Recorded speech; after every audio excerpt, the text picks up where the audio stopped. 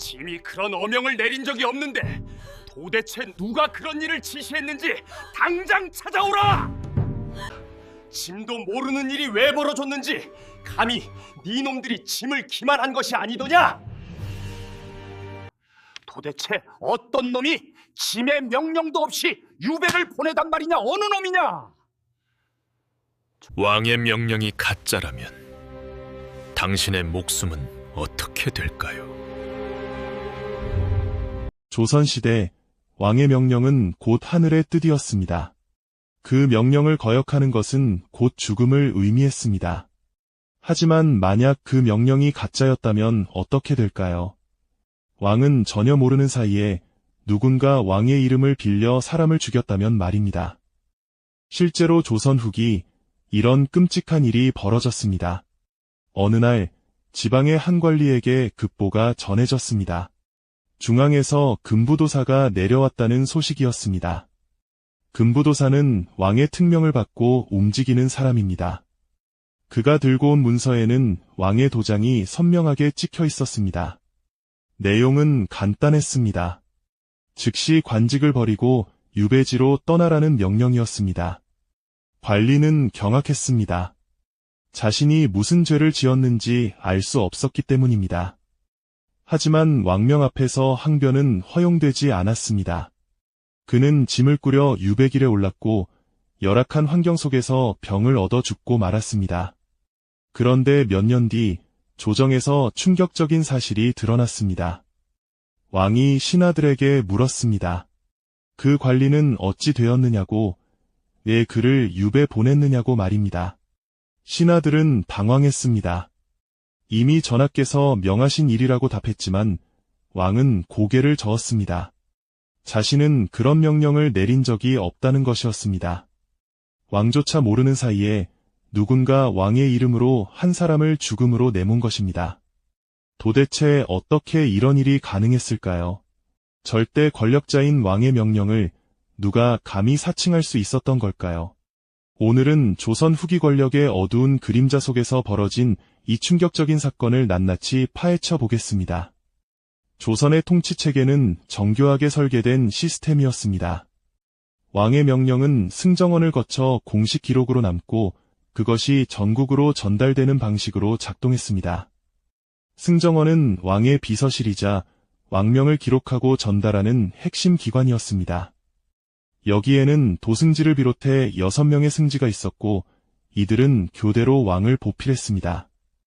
왕이 명을 내리면 승정원의 승지들이 이를 즉시 기록했습니다. 이 기록은 승정원일기라는 공식 문서에 남았고 이는 실록 편찬의 중요한 자료가 되었습니다. 명령이 기록되면 다음 단계는 문서화였습니다. 해당 내용을 정식 공문서인 교지나 유지의 형태로 작성하고 왕의 도장인 어보를 찍었습니다. 이 문서는 해당 관청이나 지방관하로 보내졌고 받은 곳에서는 즉시 시행해야 했습니다.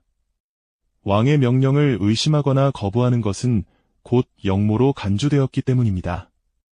특히 중대한 명령일 경우에는 금부도사나 선정관 같은 특사가 직접 문서를 들고 이동했습니다. 이들이 도착하면 지방관하는 즉시 문을 열고 명령을 받들어야 했습니다. 한밤중이든 새벽이든 상관없었습니다. 왕명은 시간을 가리지 않았고 지체는 곧 불충으로 여겨졌습니다. 이 시스템은 원칙적으로 완벽해 보였습니다. 왕의 의지가 신속하고 정확하게 전달될 수 있도록 설계되어 있었기 때문입니다. 하지만 치명적인 허점이 있었습니다. 문서에 왕의 도장이 찍혀 있고 공식 사자가 들고 왔다면 그것이 진짜인지 가짜인지 확인할 방법이 없었던 것입니다. 특히 지방에 있는 관리 입장에서는 더욱 그랬습니다. 중앙에서 금부도사가 왕명을 들고 왔을 때 그것을 의심하는 것 자체가 불가능했습니다. 설령 의심이 들더라도 왕명을 거부하는 순간 그 자신이 역모죄로 몰릴 수 있었습니다. 확인하려면 다시 중앙에 사람을 보내 확인해야 하는데 그 사이에도 시간은 흘렀습니다. 왕명을 받고도 즉시 시행하지 않았다는 이유로 처벌받을 수 있었습니다. 결국 지방 관리들은 의심이 들어도 일단 명령을 따를 수밖에 없었습니다. 조선 후기로 갈수록 이 허점은 더욱 치명적으로 작용했습니다. 왕권은 약해지고 특정 가문의 세도가 강해졌기 때문입니다. 특히 순조, 헌종, 철종으로 이어지는 약 60년간은 안동 김씨 일가가 조정을 완전히 장악했습니다. 이 시기를 세도정치 시대라고 부릅니다. 세도정치란 특정 외척 가문이 왕을 대신해 권력을 행사하는 것을 말합니다. 순조는 11살의 어린 나이에 즉위했고 실권은 그의 장인인 김조순에게 있었습니다. 헌종 역시 8살에 즉위했고 그의 외할아버지인 김조근이 권력을 잡았습니다. 철종은 왕족이긴 했지만 강화도에서 농사를 짓던 평민이나 다름없는 처지였습니다. 그가 갑자기 왕위에 오른 것은 안동 김씨 일가가 조종하기 쉬운 인물이었기 때문입니다. 이런 상황에서 왕은 허수아비에 가까웠습니다. 실제 권력은 비변사를 장악한 세도가들에게 있었습니다. 비변사는 원래 국방과 군사 문제를 다루던 기구였습니다. 하지만 임진왜란 이후 그 권한이 점점 확대되어 조선 후기에는 거의 모든 국정을 결정하는 최고 권력기관이 되었습니다. 세도가들은 이 비변사를 장악하고 인사권을 마음대로 휘둘렀습니다. 자신들에게 충성하는 사람들을 요직에 앉히고 반대하는 사람들은 가차없이 제거했습니다. 문제는 이 과정에서 왕의 의사가 제대로 반영되지 않았다는 점입니다. 왕이 어린 나이에 즉위했거나 병석에 누워있는 경우가 많았습니다. 실제 결정은 세도가들이 내렸지만 그것은 왕의 명령이라는 형식을 빌려 하달되었습니다. 그렇다면 구체적으로 어떤 방법이 사용되었을까요? 첫 번째 방법은 중간 가로채기였습니다. 왕이 병석에 있거나 나이가 어려 판단력이 흐려졌을 때를 노렸습니다. 도승지나 실세 대신이 왕께 아뢰는 척하면서 실제로는 자신들이 원하는 내용을 전달했습니다. 왕이 고개를 끄덕이거나 모호한 반응을 보이면 그것을 윤허로 간주했습니다. 그리고는 승정원에 내려가 왕께서 이미 허락하셨다고 보고하고 문서를 작성했습니다. 승정원의 다른 승지들도 도승지의 말을 의심할 수 없었습니다. 그가 방금 왕을 만나고 내려온 것이기 때문입니다. 이렇게 만들어진 문서는 정식 왕명으로 기록되고 전달되었습니다. 두 번째는 어보의 오용이었습니다. 왕의 도장인 어보는 내관이 관리했습니다. 하지만 실세 대신들이 이 내관들과 결탁하면 어보를 마음대로 사용할 수 있었습니다. 왕이 잠들어 있는 밤이나 휴식을 취하는 시간을 이용했습니다. 미리 작성해둔 문서에 어보를 찍고 다음날 왕께 사후 보고하는 방식이었습니다. 이미 도장이 찍힌 문서를 보면서 왕은 자신이 언제 그런 결정을 했는지 기억하지 못했습니다. 하지만 신하들이 전하께서 어제 윤허하셨습니다라고 말하면 왕도 혼란스러워했습니다. 어린 왕이나 병약한 왕의 경우 더욱 그랬습니다. 결국 그렇게 했나 보다 하고 넘어갈 수밖에 없었습니다. 세 번째는 비공식 루트를 이용하는 것이었습니다. 정식 절차를 거친 교지가 아니라 내지라는 형식을 이용했습니다. 내지는 왕이 개인적으로 내리는 명령으로 승정원을 거치지 않고 직접 전달되는 경우가 있었습니다. 급한 일이거나 비밀리에 처리해야 할 일에 사용되었습니다. 세도가들은 이 내지의 형식을 교묘하게 악용했습니다. 왕의 이름으로 내지를 작성하고 신뢰할 수 있는 사람을 시켜 전달했습니다. 받는 입장에서는 내지이기 때문에 공식 기록이 없는 것이 당연하다고 생각했습니다. 의심할 여지가 없었던 것입니다. 이런 방법들이 통했던 이유는 명확했습니다. 지방 관한은 중앙의 사정을 전혀 알 수 없었고 왕의 도장이 찍힌 문서 앞에서는 무조건 복종해야 했기 때문입니다. 특히 금부도사나 선정관 같은 특사가 문서를 들고 왔을 때는 더욱 그랬습니다. 이들은 왕의 직속 기관인 의금부나 내병조 소속이었습니다.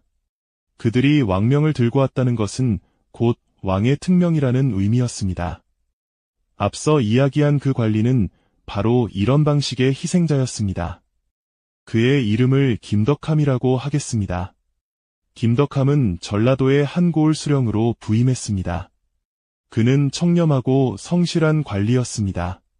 부임 초기부터 백성들의 고통에 관심을 기울였고 수탈을 줄이려 노력했습니다. 특히 그는 중앙에서 내려오는 각종 진상품과 곡물의 부담이 너무 과중하다는 것을 알았습니다. 더구나 중간에서 중앙의 권세가들이 개입해 부당한 이익을 챙기고 있었습니다. 김덕함은 이를 바로잡으려 했습니다. 그는 장계를 올려 문제를 보고했고 개선을 건의했습니다. 처음에는 아무런 답이 없었습니다. 하지만 그는 포기하지 않고 계속 보고서를 올렸습니다.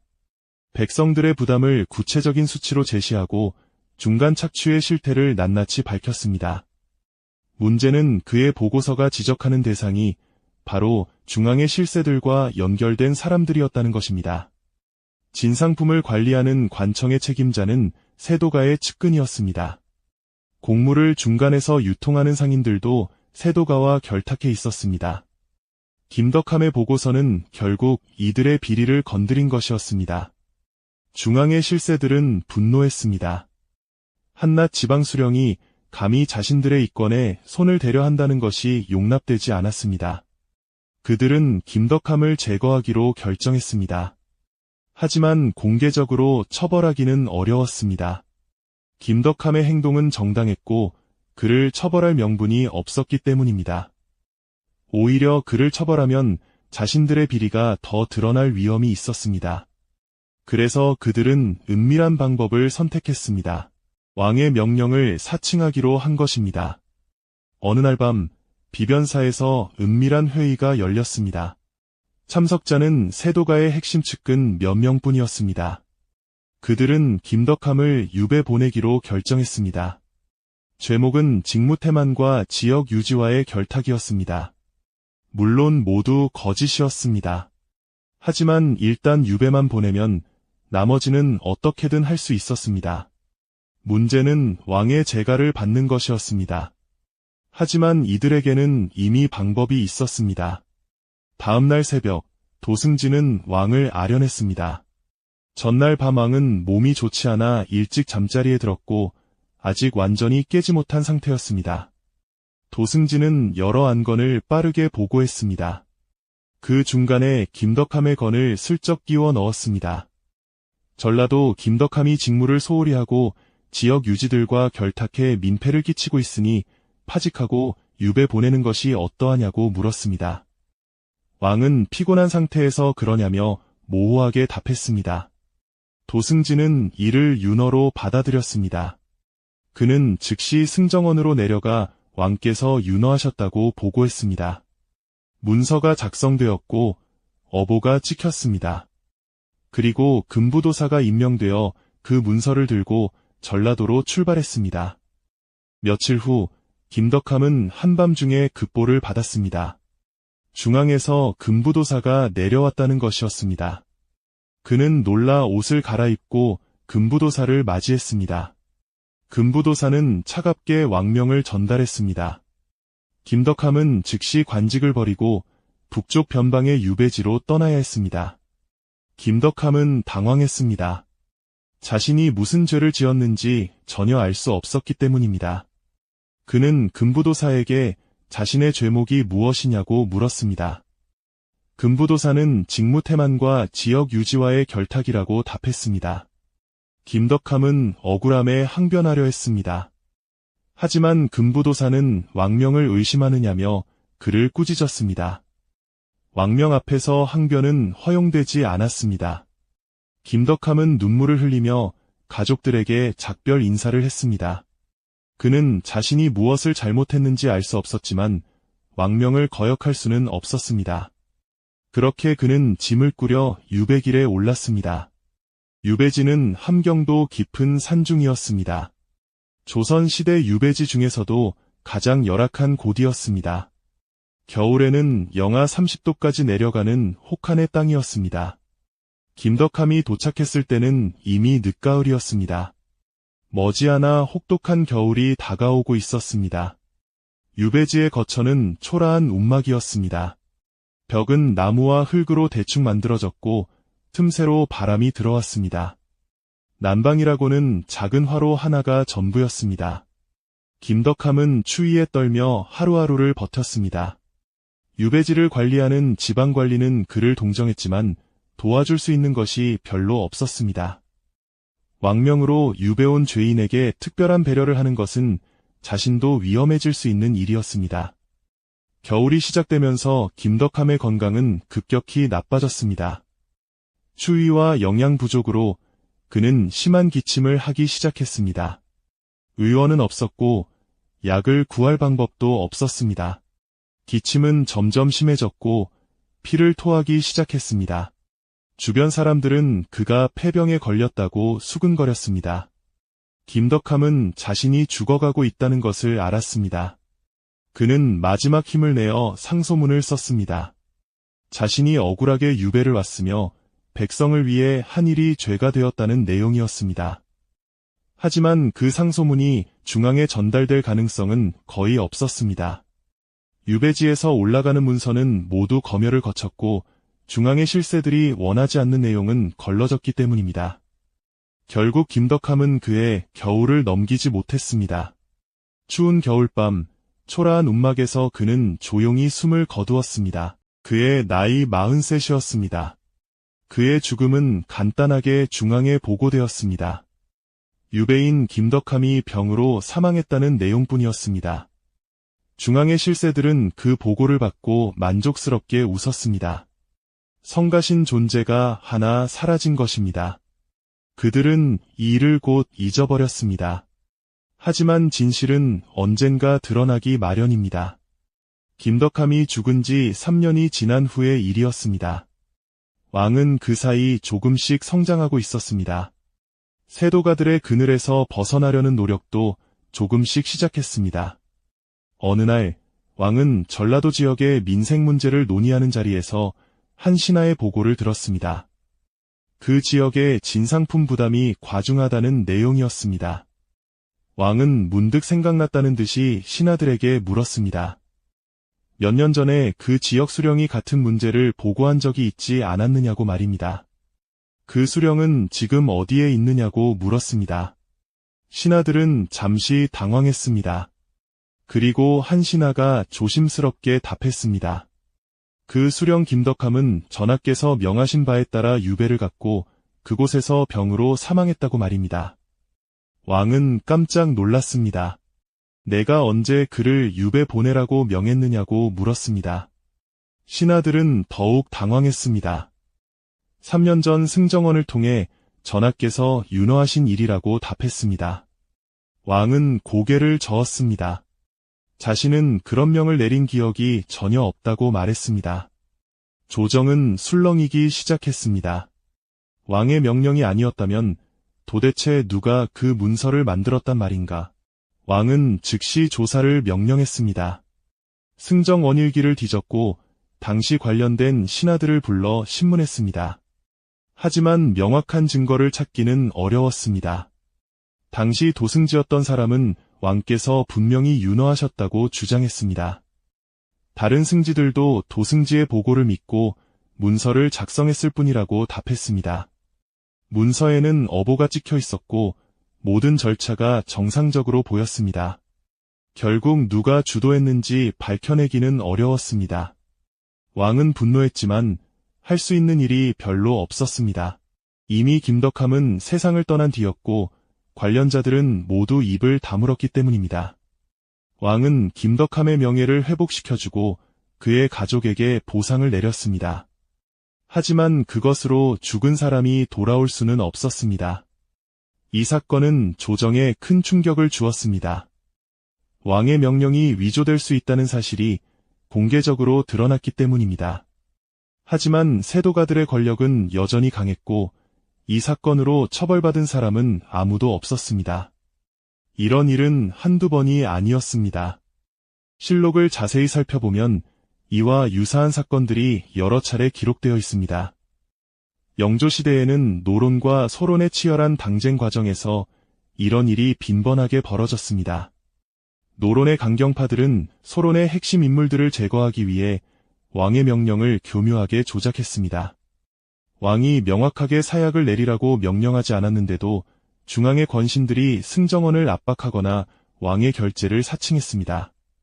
그리고는 사약을 내리라는 어명이 내려왔다고 지방에 통보했습니다. 영조는 훗날 이 사실을 알고 경악했습니다. 실록에는 영조가 내가 그를 죽이라고 명한 적이 없는데 어찌하여 죽었단 말이냐며 통곡하는 장면이 기록되어 있습니다. 하지만 이미 해당 인물은 가짜 왕명을 들고 온 금부도사에 의해 목숨을 잃은 뒤였습니다. 영조는 관련된 신하들을 처벌하려 했지만 쉽지 않았습니다. 그들은 모두 왕께서 윤허하신 줄 알았다고 변명했고 서로 책임을 떠넘겼습니다. 결국 일부 하급 관리만 처벌받고 실제 배우는 처벌받지 않았습니다. 정조 시대에도 비슷한 일이 있었습니다. 정조는 영조보다 훨씬 강한 왕권을 행사했지만 그조차도 신하들의 농간을 완전히 막을 수는 없었습니다. 특히 정조가 외출하거나 행차 중일 때 중앙에 남은 신하들이 은밀하게 문서를 조작하는 경우가 있었습니다. 정조는 돌아온 후에야 자신이 모르는 사이에 여러 명령이 하달된 것을 알고 분노했습니다. 그는 승정원과 비변사의 기능을 개혁하려 했지만 그의 갑작스러운 죽음으로 개혁은 중단되었습니다. 순조대의 세도정치 시기에는 이런 일이 더욱 노골적으로 벌어졌습니다. 왕은 완전히 허수아비였고 비변사가 모든 권력을 독점했습니다. 왕의 외삼촌이었던 박종경은 인사권을 완전히 장악했습니다. 그는 자신의 뜻을 거스르는 관리들을 마음대로 좌천시키거나 유배 보냈습니다. 실록에는 왕이 신하에게 그가 왜 죄인이 되었느냐고 물으면 신하들이 이미 전하께서 명하신 일입니다라고 답하는 장면이 반복해서 나옵니다. 왕의 기억을 조작하거나 압박하는 것이 일상화된 시대였습니다. 심지어 왕이 분명히 기억하고 있다며 부인해도 신하들은 전하께서 잠시 잊으셨을 뿐입니다라며 우겨댔습니다. 어린 왕은 결국 자신의 기억을 의심하게 되었고 신하들의 말을 따를 수밖에 없었습니다. 이 과정에서 억울하게 유배지에서 병사한 이들은 헤아릴 수 없이 많았습니다. 그들은 자신이 왜 죄인이 되었는지도 모른 채 죽어갔습니다. 가족들은 아무런 항변도 하지 못했습니다. 왕의 명령을 의심하는 것 자체가 역모였기 때문입니다. 심지어 유배지에서 죽은 가족의 시신조차 제대로 수습하지 못하는 경우가 많았습니다. 유배지에서 사망한 죄인의 시신은 그곳에 묻히는 것이 원칙이었기 때문입니다. 가족들은 멀리서 통곡할 수밖에 없었습니다. 1750년에는 더욱 충격적인 사건이 벌어졌습니다. 이천해라는 인물이 아예 대담하게 가짜 왕명문서를 만들어 관료들을 위협한 것입니다. 이천해는 원래 중인 출신으로 글씨를 잘 쓰는 것으로 알려진 인물이었습니다. 그는 몰락한 양반 가문과 결탁해 큰 계획을 세웠습니다. 왕의 글씨를 본떠 가짜 전지를 만들기로 한 것입니다. 전지는 왕이 직접 쓰는 명령서로 최고 수준의 권위를 가진 문서였습니다. 이천해는 몇 달간 왕의 글씨를 연구했습니다. 왕이 쓴 교지와 유지들을 구해 필체를 분석했습니다. 그리고 마침내 왕의 글씨와 거의 구별이 안 되는 수준의 위조문서를 만들어냈습니다. 그는 이 가짜 전지를 들고 여러 관청을 돌아다녔습니다. 인사 이동을 명령하는 내용이었습니다. 일부 관리들은 의심했지만 전지의 형식과 글씨가 완벽했기 때문에 확신하지 못했습니다.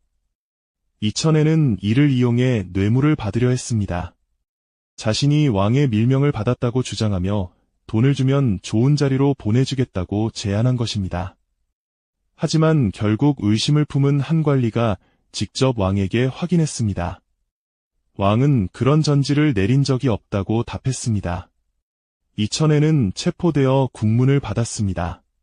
고문 끝에 그는 모든 것을 자백했습니다. 이 사건은 조선 사회에 엄청난 충격을 주었습니다. 한 개인이 왕의 글씨를 흉내내고 도장까지 위조해 국가 시스템을 흔들 수 있다는 사실이 드러났기 때문입니다. 조정은 긴급 대책을 논의했습니다. 어보의 관리를 더욱 엄격하게 하고 왕명문서의 확인 절차를 강화하기로 했습니다.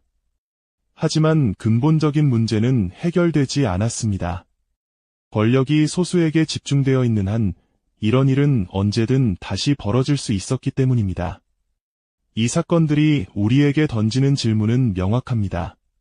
권력이 제대로 작동하지 않을 때 시스템은 얼마나 쉽게 무너지는가? 그리고 그 시스템의 붕괴는 누구의 생명을 먼저 앗아가는가? 조선시대의 왕명체계는 투명성과 견제가 있을 때만 작동할 수 있었습니다. 승정원의 기록, 사관의 감시, 대간의 간쟁이 모두 제대로 작동해야 했습니다. 하지만 권력이 소수에게 집중되고 왕의 의사가 제대로 반영되지 않을 때 그 시스템은 살인도구로 변질되었습니다. 특히 왕이 어리거나 병약할 때 이런 일은 더욱 쉽게 벌어졌습니다.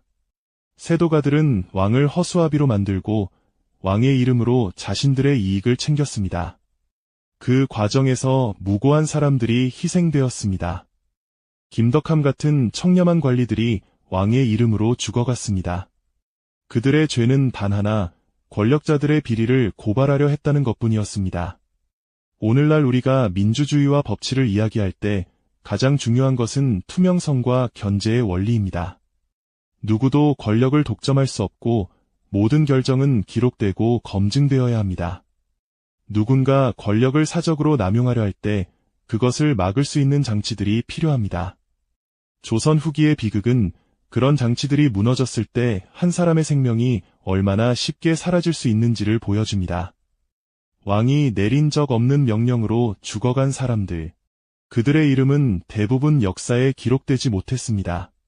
다만 실록의 한 구석에 유배지에서 병사했다는 짧은 문장으로만 남아있을 뿐입니다. 하지만 그들의 억울함은 사라지지 않았습니다. 그 억울함은 역사 기록 속에 희미하게 남아 오늘 우리에게 경고를 보내고 있습니다. 권력은 견제되지 않으면 반드시 부패한다는 것, 그리고 그 부패의 대가는 언제나 가장 약한 사람들이 치른다는 것. 이것이 조선 후기가 우리에게 남긴 값비싼 교훈입니다.